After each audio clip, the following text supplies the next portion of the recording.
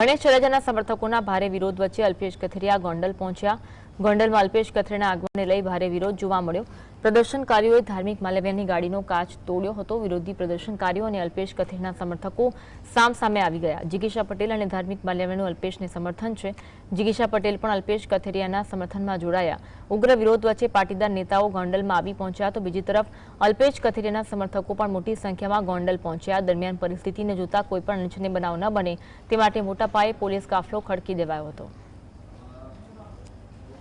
શાહીમાં વિરોધ થવો જોઈએ, પણ જે રીતે હિંસકગીરી થઈ રહી છે, રેલીને રોકવાનું, લોકોને માર મારવાનું, ગાડીઓ પર હુમલો કરવાનો, તો જે ખરેખર ગોંડલ મિર્જાપુર હતું યાદ સાબિત થઈ રહ્યું છે। ખાસ તમારી ગાડી ઉપર બેફામ રીતે જે છે ઢીકાપાટા મારવામાં આવ્યા તમને મારે કેમ કે એની અહીંયા કામ જ કરે છે, અહીંયા કામ જ ગુંડાગર્દીનું કરે છે।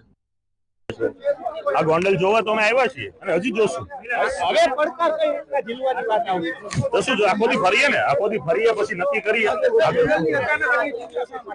શું ગોંડલની અચાનક એટલી ચિંતા શા માટે? ગોંડલની ચિંતા અમને એટલા માટે થાય છે કે જે પડકાર ફેંકે છે ગોંડલમાં કોઈ આવી ન શકે એટલા માટે।